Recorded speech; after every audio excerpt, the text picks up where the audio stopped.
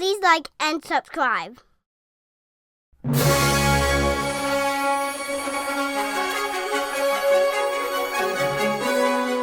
Next, let's do the Amazing Wonder Ray. Mind trick, meditation, lightsaber skills. Is Rey a Mary Sue? Yes, Rey, in the actual definition of what a Mary Sue is, Rey is a Mary Sue. A female character who is overly skilled, has no consequences, there's no character development, right? They start the story as the most powerful, most capable, most able, most liked character, and they stay that way throughout the entire story, and they are there to instruct or guide established characters.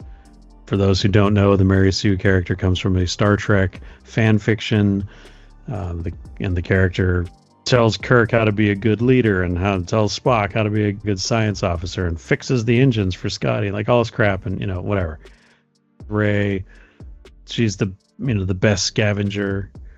She's got all these skills. She finds all the best parts, gets her 1/4 portion, and she's got abilities when it comes to fighting off strangers, when it comes to randomly getting in a spaceship and dogfighting with trained TIE fighter pilots. Like she can just magically understand everything about how the ship works and give a lecture to Han Solo, who spent, the majority of his life living in, flying on, and loving the Millennium Falcon, giving him instructions on how it actually works and what he needs to do to make it fly better. And then picking up a lightsaber out of the snow and competently dueling and defeating a Sith Lord, or a Sith Lord in training, or at least someone who has had a portion of his youth spent training under Luke Skywalker. And now we are also given Snoke, who is also training him on how to use the dark side.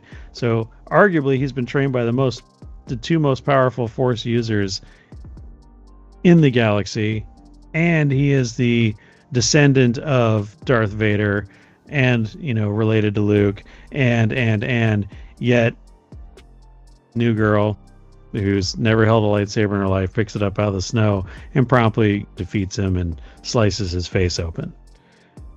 Never had to earn it, never had to learn anything. We didn't get a training montage until the third film. At first, way too late. She's just that good. And it's a Kathleen Kennedy self-insert, because she's the best producer and director in all of Hollywood. And if you listen to Spielberg and others talk about her, she would show up to a meeting to take notes and be the meeting minutes keeper and the coffee getter, and she would inject herself into production discussions and try and give creative notes to some of the finest directors and writers in the history of Hollywood. And then it spirals out of control and goes into the whole Forces female debacle, and her parading around the fact that her entire writing room is all women, and and on and on and on and on. So it doesn't bode well for the character and for the arc of the story when we get this iteration of Force user who just shows up. As people who went and saw the movie the first time when it was in the theater, we were looking for clues and trying to figure out, where does she come from? Clearly she's related to somebody because she's this powerful Force user just out of nowhere. Well, who else is like that? Well, Anakin. He didn't have a lot of training initially, but he was using Force abilities to fly his pod racer. Luke, similarly, without actually saying it, he's a very good pilot himself. Probably passively or not fully understanding, tapping into the Force a little bit there on some of that with the reaction times and things, as we learned in the prequels. So we're all sitting there going, well, she's got to be like, it's either Luke's kid or it's Obi-Wan's kid or something. Before our Snoke theories sucked, who Rey's parents were theories also sucked. But we were again given mystery box material from JJ. We see the flashback of her as a little girl with Unkar Plot and the ship flying off into the distance. Okay, Somebody clearly left her there. There was a reason for that. Maybe she was Luke Skywalker's kid. Maybe she needs to be hidden from the First Order or from the Knights of Ren or whatever. Another group of people we never got to figure out who they were. It was very disappointing because if we look at Luke's character in the first film, everybody's like, oh, well, he was a Mary Sue too. No, he wasn't. We established the things that Luke was good at before he went on his adventure, right? He's mechanically inclined. He's a brilliant pilot. And they bring up the fact that he's a bush pilot, which has a very specific connotation. It's a dangerous type of flying, right? It's low altitude. It's against the rocks. It's doing all these things. And then he also talks about how some people go hunting. He used to go flying and shooting womp rats. Okay, fine. But again, we had set up the fact that this is something that he does on a regular basis and practices quite regularly. There was, if you listen to the radio drama, some of the scenes that were originally written for the screenplay that were cut out, either never filmed or completely cut out in editing. Luke establishes his character on Tatooine as a guy who regularly competes in races, is known for a dangerous brand of flying, very courageous in that sense, or foolhardy, depending on how you want to look at it. And he's bored as hell and he's looking for adventure. Okay, so that's his character before he ever steps foot anywhere near Han or Ben or anybody, right? He goes on an adventure. He's helped by a Jedi Master, a couple of pirates, and a princess, and a few droids. They get on the Death Star. They're going to save the princess, whatever. He needs everybody's help. They formulate a plan. It's teamwork. Can't do it all by himself. And he winds up falling in with a large military organization that has set itself in opposition to the Empire, and he chips into the effort. He's surrounded by other pilots when they attack the Death Star. He doesn't fight Vader. He doesn't use his lightsaber, really. I mean, he starts to have a little bit of training with Obi-Wan. He starts to open up his mind's eye. He starts to expose him to the Force and how to tap into it, right? But he's not a Jedi Master. Even that lucky shot that he makes on the Death Star at the end, he has to have the Force ghost of Obi-Wan coach him through the process of letting go enough and trusting the Force enough to make the shot. Okay. We then say in the second film, okay, he's learned a few things on his own. We're many years down the road now. He's on Hoth. He uses the lightsaber, fights off the Wampa or whatever. He's kind of trained himself to do the Force, moving of the lightsaber, pulling it out of the snowbank. But it's work for him. He has to try several times. He really has to focus, or focus on focusing. It isn't until he goes and does his entire thing with Yoda where he really starts to become more of a Jedi Knight. And then he goes and fights Vader, and what happens? He gets his ass kicked, right? He gets his hand cut off. He gets thrown down a garbage chute, right? People who claim that Luke was the Mary Sue, and it's just like Rey. Well, no, Rey didn't have to learn anything. She just showed up. She uses the Jedi mind trick the first time. No. Wait, nobody does that. Luke, he had to have somebody introduce the concept of the Jedi mind trick to him. Rey just knows how to do it. He had to be given a lightsaber and shown by Ben Kenobi how to hold it and use it and defend against the training droid thing. Right? She just picks it up and gets into a full duel and knows how to parry and thrust and defend and ward off and all this stuff. A trained duelist, a powerful Force user trained by a powerful Sith Lord and a powerful Jedi Knight. He just kicks his butt right there. And the only thing that saves him from I guess her doing a revenge killing on him or whatever is that the planet cracks open in between them and she has to leave. And it's like all these things, right? She closes her eyes, you get the Force theme, and then you know how to beat Kylo Ren. And then we have 2 movies later, we get told this BS story about the dyad and the Force and how the light rises to meet the dark, and it's always this balance and all stuff. Well, if that's the case, then why do we need a chosen one to bring balance to the Force if the Force balances itself? None of this stuff makes sense. The deeper you get into it, the more questions you ask, the more stupid it all becomes. And it's like, and then like we're supposed to believe that there's some kind of character growth for Rey, and it's like, no. Like the third movie, we show her running through the woods and flipping her lightsaber. It's like, well, why is she doing that? Now we question the training montage, because it's like, in the last movie, she floated a million rocks and she saved the universe and she did all this stuff and she's kicked the hell out of Kylo Ren and she knows all these things, these tricks and all this stuff. Like, why is she training now? She doesn't need to do that. She's a Jedi Master already.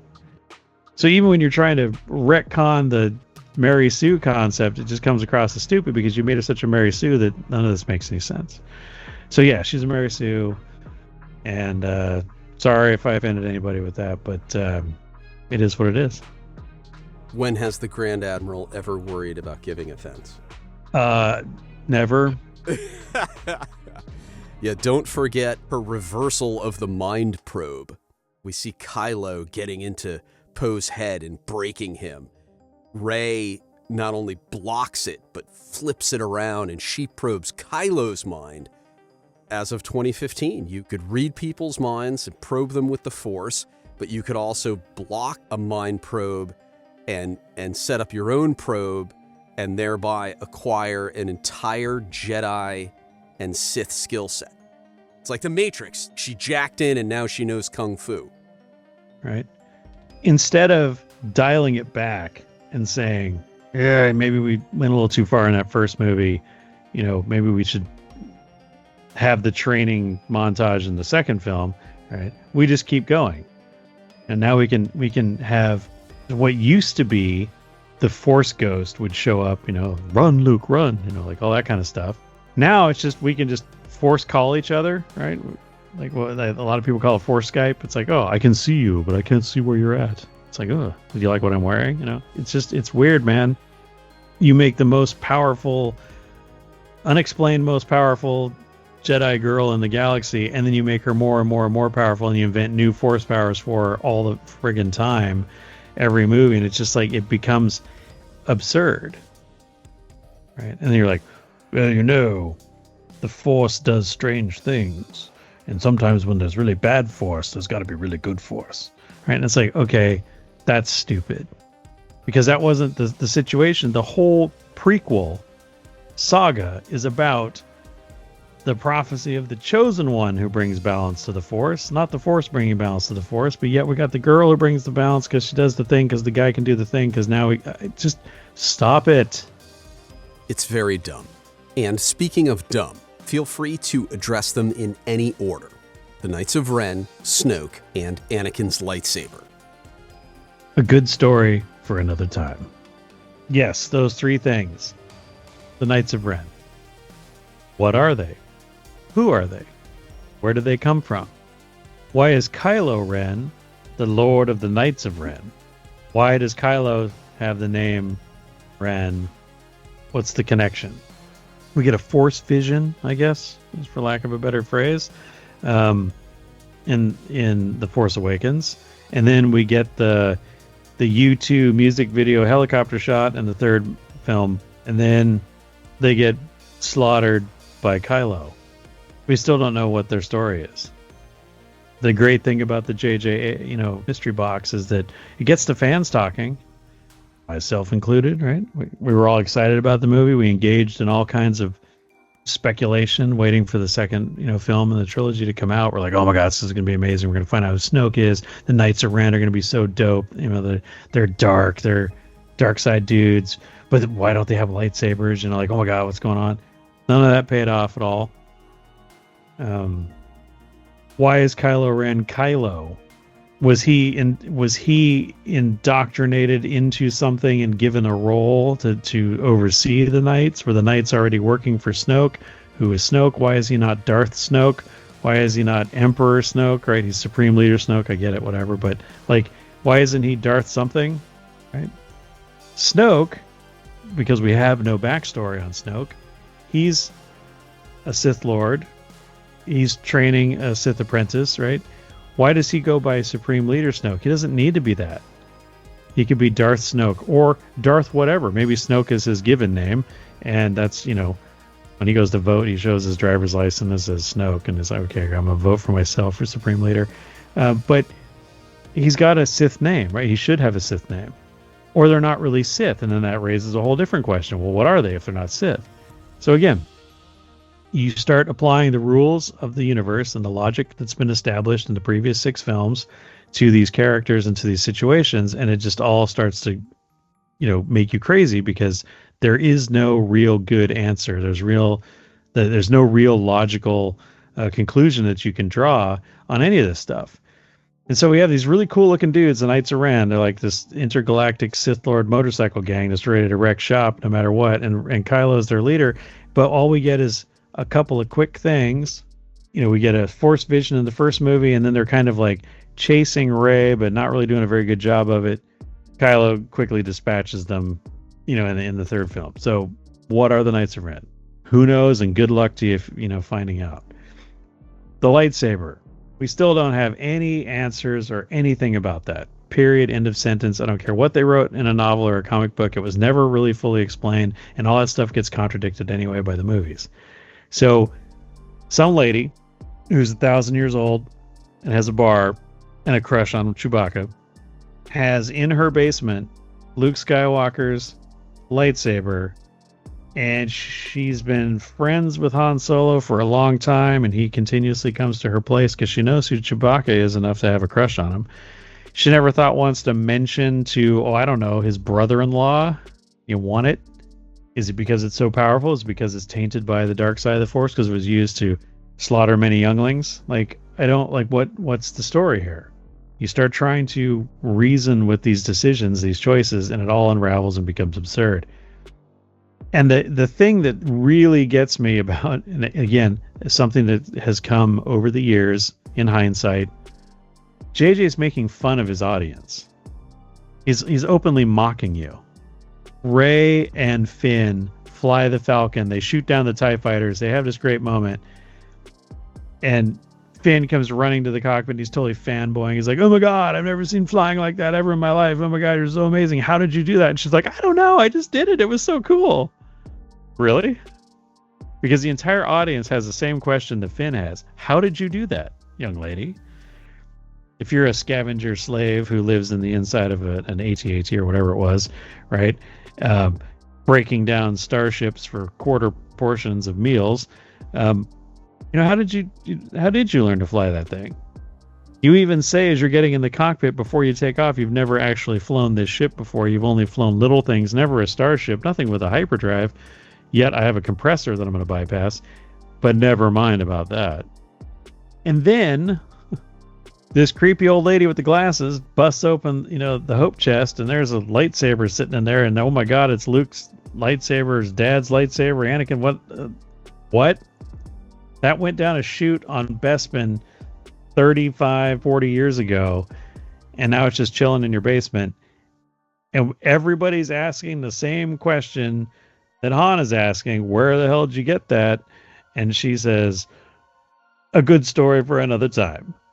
No, that's a really good story to tell me right now, because I'm really confused. Like, why do you have that thing? You could maybe forgive J.J. Abrams if you're like, he just didn't know. He wrote himself into a corner, and he's like, we got to move on to the next thing, right? Otherwise, this is going to be like a 12-hour movie, right? Whatever. So he's just skipping around and trying to, do the best he can with what he's got. The fact that he writes in these lines of these characters is he's acknowledging the fact that the audience is going to have questions about what is going on the screen, what is going on with the plot, why are these things happening? Somebody explain to me how any of this makes sense. And the characters practically turn to the screen and go, you don't get to know. You don't deserve to know. Shut up, eat your popcorn, and wait for the next scene to happen. And it's so maddening, right? Nobody knows about the lightsaber. Why is it there? Also, something nobody knows. Rey touches the lightsaber. And she has all these visions of all these things, right? Associated potentially, I guess, with the lightsaber, but not everything is associated with the lightsaber because we get the Knights of Ren deal. So, or was Luke there? I don't know, right? We don't know. Nobody explains anything. More mystery boxes. My question, though, is when Obi-Wan Kenobi reaches into his wood box and pulls out Anakin's lightsaber and hands it to Luke, and Luke touches it. He doesn't have any weird visions. He doesn't have any flashbacks. He doesn't, smell the crispy younglings on it, right? He's just, that's cool. He turns it on, boom, boom, boom. And it's the Excalibur, reveal from the lake or whatever. But it's not anything, there's no mystical, magical properties to it. And it was that way all the way up to the point where it was cut out of his hand.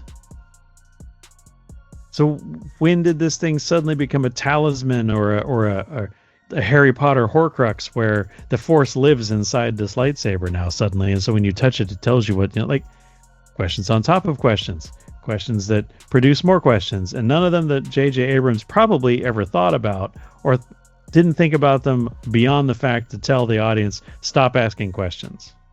Where did the lightsaber come from, Maz? Shut up. Get on your ship. The First Order's coming. And you, Stormtrooper, yell Rey a bunch. Okay? Snoke. Well, yeah, so we kind of talked about Snoke a little bit. Snoke, again, who is he? Where does he come from? Is he the Emperor? Is he somebody else? We heard Snoke theories. Let's see. He was a clone of the Emperor, which technically wound up being kind of true if you look at the Jug of Snokes, Rise of Skywalker. Maybe he's another Darth somebody from back in the day. Maybe he's one of the younglings that survived the slaughter, and that's why he's all deformed. Whatever. Right? There's all kinds of backstories. None of them were true. Again, they tried to explain it badly in the Mandalorian show, and I still don't think it was very clear, but I think that they tried to take the Moff Gideon cloning line thing and try and explain to the audience how a Snoke could be created by taking Baby Yoda blood and mixing it with some, goo in a vat, and Frankenstein hit the switch, run some electricity through it, and you got a Snoke. I don't know. What was his motivation? Where did he come from? Right? Because we had the Emperor. We had the Emperor and Vader, right? Rule of two. So where did this guy come from? Was he a side piece? Was he a failed apprentice of Vader? You've got to have an evil Sith user or Sith Lord Force user to run this new Imperial Force. Okay, fine. But where did he come from? It's like when we ask questions about all these Jedi now that have shown up. Right? When Episode 4 happened, it was Obi-Wan Kenobi and Luke, and then we got Yoda, and then that was it. There was no more Jedi. It was just those guys. Ben, Yoda dead, Luke, the last Jedi Knight, right? He takes down the Emperor. It's him and his dad balancing the Force. His dad dies on the good side, right? There's only one good Jedi left. The Force ghosts show up at the end. We yub nub and have a barbecue. But then we start seeing these escapees of Order 66 after we get the prequels. Oh, there's this Padawan who got away. Oh, there's this, Jedi that was corrupted. They were given the choice, join or die, become an Inquisitor or die. So they became Inquisitors. So now we have the sisters and brothers. There's I don't know, they all have these numbers. I'm 5th brother, 12th sister, 7th uncle, 3rd cousin, twice removed on your mom's side, right? We have all these weird designations. So there's clearly a bunch of them. And then we keep finding all these Padawans and all this stuff. It's like Jedi in hiding, and they got video game characters, and you got comic book characters, and you got cartoon characters, and we've got Ahsoka Tano, and we've got, stack them up. So tell me where Snoke came from. Somewhere in this storyline, after the fall of the Empire, after the rise of the New Republic, and after Ahsoka goes and disappears into the nether regions, this dude magically appears and organizes a clone of the Empire with a Death Star and Star Cruisers and millions of stormtroopers and all this other stuff. Where does he come from? Who is he? Why do people swear loyalty to him? Why is he the supreme leader? What does he hold over people? Was he elected? Was he a despot?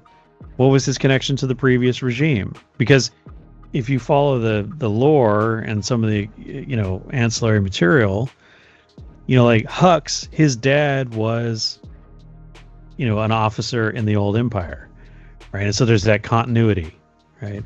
And then there's, talk about this council that we got in the Mando show, right? We had this dark council of former Imperial officers and governors and others, the client, right? All these people, the Imperial remnant, right? They're forming a new order, which becomes the First Order, which is the final order. I don't know. Anyway, that's probably the easiest. The First Order is probably the easiest thing to explain, in the sense that it's a descendant of the Empire. But where did he come from? And then, so was Snoke like rich? Was he like some dude on the other side of the galaxy in the Badlands beyond Tatooine, where nobody's been before, and he has like sitting on a gold planet, and he's like, yeah, I can buy that, no problem. But you got to make me supreme leader, and I get to wear my jammies to work every day because I like wearing robes. I'm kind of the Hugh Hefner of the dark side, right? Like, between films, we get Rian Johnson clowning the fans. And this is the thing that just kills me. Disney talks about how, the fans are so mean and they're so toxic and and they're so evil and bad, right? The director of the second movie in your trilogy installment openly mocked the fans for their enthusiasm for your product, right? All the fans got together and we're like, oh my God, what's Snoke going to be? Oh, he's this, he's that. What's going to happen in this movie? And he's out there on the internet going, your Snoke theory sucks and you're all idiots. Well, it turns out all of our theories did suck, because what happened in the second movie was not any of our theories, that he was nothing and that he would be killed unceremoniously and never be talked about again. Yeah, that was not on my bingo card, right, for The Last Jedi. But this guy openly rips the fans, like, you're attacking us, like all this goodwill you got, all the things we were willing to excuse from The Force Awakens because we believe you're going to give us the answers and you're going to carry this forward in a meaningful way that makes everyone happy, and you're ripping us? Like, get off of Twitter, dude. You're almost parodying yourself, and you're just kind of like, we don't know what we're doing. Nobody knows what's going on. Let's just, throw it all against the wall and see what sticks, and then run credits. And then please subscribe to Disney Plus.